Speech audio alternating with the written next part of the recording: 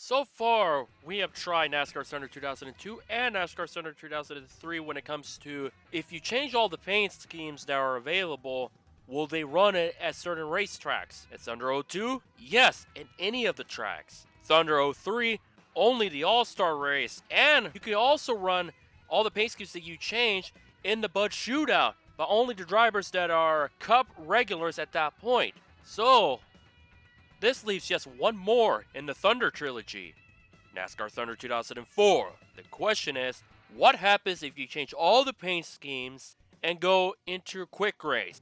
It's exactly like NASCAR Thunder 2003.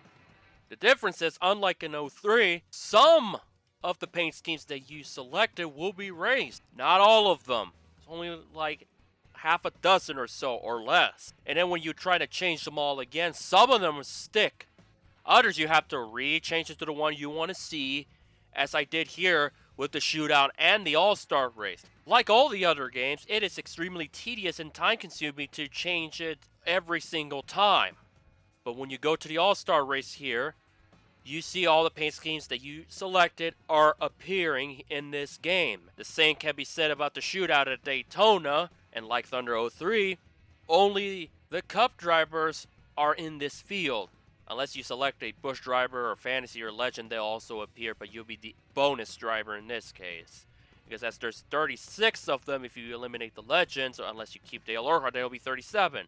So yeah, out of the three, only NASCAR Thunder 2002, this affects every single track you run where you change all the paint schemes and they actually stay put. Thunder 03, you literally have to change it over and over and over again because they will go back to the default paint schemes. Thunder 04, some of them will stay selected, but sometimes the paint scheme you didn't choose will run, like in 03.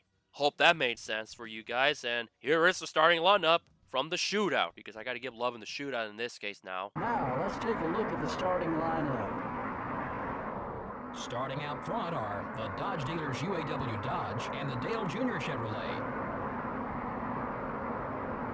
Starting in row 2 will be the Stacker 2 Dodge and the Interstate Battery Chevrolet. In row 3 are the Georgia Pacific Dodge and the Altel Dodge. In row 4 are the Napa Auto Parts Chevrolet and the Haviland Dodge. Rounding out the top 10 starting spots are the U.S. Army Pontiac and the DeWalt Power Tools Ford. The 6th row has the Hooters Ford and the Valvoline Pontiac. In row 7 are the Caterpillar Dodge and the Pennzoil Chevrolet.